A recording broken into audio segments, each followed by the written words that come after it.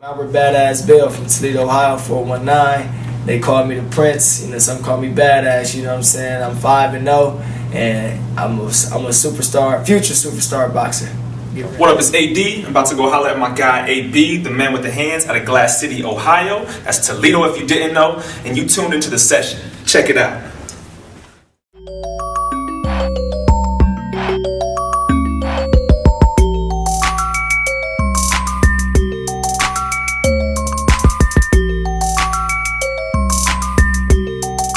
Good, it's AD, and you're tuned in to another episode of The Session. I'm here with my guy AB, Albert Bell. What's going on, boss? What's going on with you? Chilling, man.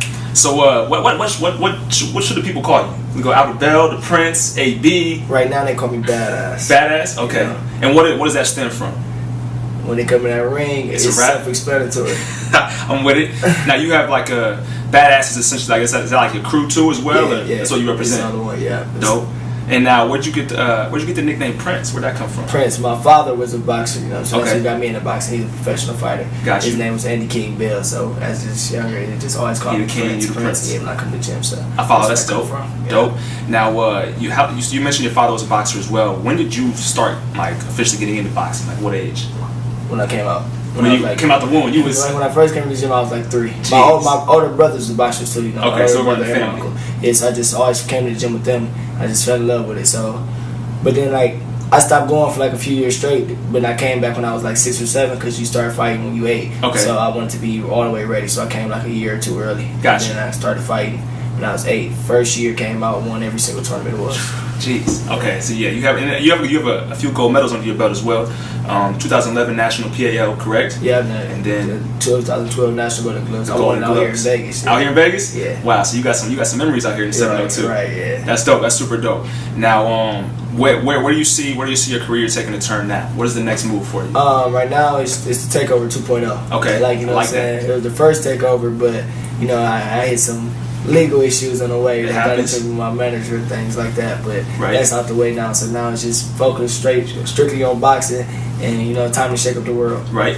There you go. Now you go by AB. Do you ever find, especially being from Ohio and in boxing, you ever find anybody like clashing with you as far as Adrian Broner and the initials go, or how's that work? No, Adrian Broner, big bro. You know what I'm saying? Got you. Okay. We know AB since we was 8. You know what I'm saying? That's true. We just have the same initials. You know what I'm saying? Right. Like when we one time we was in DC at training camp, we was hooping, and he said somebody said something real slick like, he can't hoop, he just a boxer. He said, well, the name is AB too, you understand me? That's a little AB, you know what I'm saying? But it's just, but where I'm from, they call me the real AB. Got you. That's true. And that's the Glass City. Right. 419 Toledo. Yeah, now you also spent some time in mud. That's like coming up in the mud. How was life? Like as far as like just the city and then getting the love. How was the mud for you? Well, I get a lot of love there, but coming up in Toledo, I had a real tough upbringing, you know what I'm saying? Lost a whole lot of family and friends due to gang violence and other things, and jail and all that, so I just always wanted to be a different, bring something positive to the city, you know what I'm saying? So I just stayed focused, and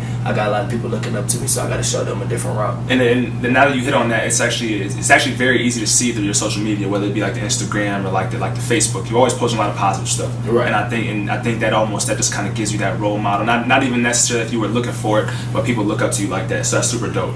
And then we both know Toledo is not the easiest place to come from. It's a rough place. Definitely. Rough place. So you also spent some time in Miami. Yeah. How was that for you? How'd that happen? Okay, when I turned pro, when I went to sign, I didn't go to sign. I went to go get looked at by Mike Tyson. He was down there. So I seen the picture on the web. So when they flew me out, I had to. This when I was fresh out the amateurs. I was fresh off the plane, didn't have a bag, and then went in there with tennis shoes and some basketball shorts. I sparred a guy that was 18-0-17 knockouts, Cuban Olympian, in front of him, destroyed him. They signed me instantly. Work. So then right after that, a couple weeks later, they moved me down there. I stayed down there for like a year. Right. When we was moving, lived in Deerfield Beach. And we just training, you know what I'm saying, for the fights, and I'd come home and for a little bit, in between fights, but that's where our training camp was at in Miami, so I lived there for like a year. That's super dope. Yeah. Now how was that climate change going back to Ohio for you though? It made me hate Ohio. No, right. No, but I loved it, but it's just, I need to be in Ohio, Right. It's where I get my hunger from. And that's home too, right? Yeah, it's home. I got my family, my friends, but I can see the struggle around me. Right. When I'm in Miami, I'm around all these rich, wealthy people. Weather's nice, you know what I'm saying? It's like it make me feel like I made it, but you know what I'm saying? But my stomach not full. I gotta be hungry. I can't afford to feel like that, you know? Right. That makes sense. That's a great way to put it. A great little metaphor right there. Now, who would you say has been your biggest competition thus far in boxing, or has there been any tough competition for you? Right now, I'm not seeing no I probably had competition, but when you train hard, everything's easy. Right. Okay. So I'm looking down. I'm looking down the line. Okay. You know what I'm saying? So that's what I'm looking for. I'm looking for the prospect level, coming to eat, the contender level, the championship level. Right now, you can't look over it, but how my mindset is, I gotta look through it. You know what I'm saying? You're gonna go through it, straight through it. One at a time, bring them on. That's the way to go. Now, who do you have in this Pac-Man and this Money May fight? How do you look at it? You know, okay, Pacquiao, he's a very unpredictable fighter. Okay. He got hand speed, power, and a lot of movement. You know what I'm saying? Floyd is a master boxer. He's a defensive wizard. You know what I'm saying? He picks people apart. He's a thinker. You know, he know how to adjust. But being that said, you can't go against Mayweather. Okay. You know? But I think it's going to be a good fight. You know what I'm saying? It's going to bring the best out of both of them. Right. Know? I can see it. This would be the one that Floyd can't afford to lose, I feel like. And not that he will. I have the most faith in him, but if he were to lose a fight, this is the one he can't lose. Nah, But I know one thing. I just can't, I tip my hat to both of them, you know. Right. They both put their work in. They deserve to be on the stage. I really don't even want to pick nobody. I just want to watch as a fan and just enjoy a great night of boxing. There you go. Now, out here, there's like a big Filipino population out here in Vegas, and so I threw the question out there over the airwaves, and Filipinos went crazy for Pacquiao. But I'm a Mayweather guy. I just grew up a Mayweather fan, always a Mayweather fan. But I'm gonna go with May. I'm gonna go with Money May. Now, how would you describe your style of boxing? Really, not to put it in a box or anything. Yeah, I understand what you're saying. No pun intended. I really could do it all, cause you know what I'm saying, but I'm more of a pure boxer. Okay. What do you mean by that? For Mayweather type style. Okay. You know what I'm saying? Like, I don't try to go in for knockouts and I win however I gotta win. However they take it. I'm real smart when it comes to boxing. I play chess. Right. It's everything. You going for the checkmate. Something else. Everything. The only thing important at the end of the day is the win. The win, the victory. Okay, definitely. And have you? And this might be a very juvenile question. I'm not sure. Have you taken any L's at all whatsoever? No, the only losses I took out the ring is do things like that. Gotcha. Yeah, you don't have to speak on that. Not at all. We ain't taking no losses in the ring. There we go. That's what I like to hear. Now, as far as like being a boxer, and then you have someone like if you were to be out in public or whatever, and somebody thinks that they can fight or whatever, but boxing is a totally different thing. Boxers know how to fight. You might be able to throw hands in the street, but it's totally different than boxing the field. You ever have people in the street approach you like on just some tough guy stuff? As far as that goes, like, how do you handle that? I'm sure you do. How do you handle stuff like that? Since when you grow up in Toledo, you associate to where you grew up from. You know what I'm saying? Right. So, I had a lot of scuffles that didn't turn out too good for other people. Right. But now that I turned pro, I'm more chill, laid back. I know. See, I was always prepared and mentally trained by the people around me what not to do when you get to this level. Got you. So now I know how to brush stuff off, but I still tolerate no disrespect whatsoever. And you can't, but it's like sometimes you have too much to lose at this point. It's wild. A lot of times I walk away from things, so I'm gonna get out your way. Okay. If this type of dude you is, I don't even be around. You don't want to deal with that at all. Yeah, I ain't even you. We on two different planets, man. You know what I'm saying? So got you. Now I don't understand what you're talking about. There you go. Exactly, because they looking to get caught up, and that's not something you're trying to be a part of. Now, I see you like in the circle with Robert Esser Jr. And like Tyler McCreary. I think that's my little brother. Child. Okay, got you.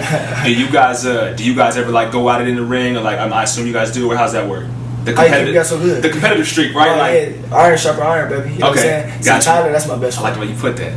Got it. Tyler's my best friend. He's really like my little brother, you know what I'm saying? We taught each other how to box since we was little on up, you know what I'm saying? Now he doing this thing and taking off, you know what I'm saying? Gotcha. But we live in the same house and share clothes. Okay, so that's really family. He just fought yesterday too. Him and Robert Easter both got knockouts. Tyler McCurry got that first round knockout. He's 4-0 for KOs. Robert Easter got a second round knockout. He's now 13-0, 10 KOs. Right. Like, we on our way. It's a movement, man. So like, when you growing up and you growing up with boxing, you know you're doing the sport with your best friends. Like, I think about my best friend, and we go at it or whatever. Like, you know, if we get in an argument, whatever, it's going down. But as far as you guys have lethal weapons, as far as these fists are concerned, do you guys ever like have to like pull yourself back? Like, hang on, we can't let this go too far. Like, it be times we try to kill each other, but most of the time we work on things, you know what I'm saying? Oh, right. Come on, keep your hand up, man. Okay. I almost got you. Right. You know what I'm saying? Yeah, stuff like that, you know what I'm saying? But it's all love at the end of the day. That's dope. And what are you, as far as like the Ohio boxing scene? Because I've been learning about it over the past like year. That's it. But from what I've seen, it's like it's pretty large. How is boxing going throughout Ohio as far as the competition? It's retarded. Can you compare it to another state, or is Ohio just its own thing? I mean, Ohio's a sports state in general, but like it's a Midwest thing for real. You know what I'm saying? Like the flavor from the Midwest is like, but Ohio, man, we're a different breed, man. It's like Ohio versus the world, baby. You know what I'm saying? Like OATW. It's like you got the Cincinnati crew. They've been doing it so long. You know what I'm saying? Okay. Like the ones that stay dedicated to their craft. You know what I'm saying? It's a whole camp. You know what I'm saying? So we go down there and we work with them and stuff. You got Cleveland fighters that do anything. They take it off. You know what I'm saying? You got everywhere. It's just we all knew each other since we'd all fought each other, and we'd raised each other up. So now the ones that stay focused, dedicated, going to the top. Can't nobody see them, you know what I'm saying? That's dope. Now, if you had to pick one, what's the most memorable accomplishment, if you had to pick one, if you could, in your boxing career? Is there one that stands out over others? God. I have to limit to like 3, you know what I'm saying? Give me what's the top 3? And it don't have to be in any order. Pro debut. Okay. It was like a new life, like a surreal moment. Like get my first knockout with Mike Tyson run the ring. I didn't know he was even in there. You know what I'm saying? I just hear the crowd going crazy. After I win, I see Mike Tyson grab me, taking all our pictures and stuff, you know what I'm saying? Wow. Then that's gonna be my one for the pros. Okay. So far. Then winning the 2011 National Pal against the number 1 guy, like they had to win. And you took it out. And it was at home in Toledo. It was in the 419. It was at Seagate. Oh, so everybody I knew, it's the first time I ever like cried in the ring about boxing. Wow. Well, you felt it. It was like after all these years doing, I finally like accomplished and came number 1, and like to do it at home in front of everybody, and it was people that was doubting me. It was just like crazy. Like I couldn't it was like unreal. The vibe, the emotion had to be crazy. Yeah. Man. And then my second one coming out here to the National Golden Gloves, that's huge. National Golden Gloves is crazy. You know what I'm saying? How old were you when you did that? When you took the gold in that? I have to be 17. Gee, that's crazy. 17 or 18. Wow. And then right after that, Floyd Mayweather gave all the champions to the tournament tickets to his fight, which that's the night he fought Cotto. Okay, you know what I'm saying, the MGM, and we got to do that, and just he was living life at that point. It was just nice. It was a beautiful time. That's dope. Now, do you have any fights coming up? What you got going on? Hopefully, I'm aiming for March 28th, if not April 11th, in Detroit. And then we got something right back in Toledo, Ohio. My first time fighting at home should be May 8th. May 8th. So I'm just. My birthday weekend. I'm gonna have to fly back to the home state for that one. Right. That's dope. Dope. And is there anything else? Anything else you want to tell the listeners, the audience?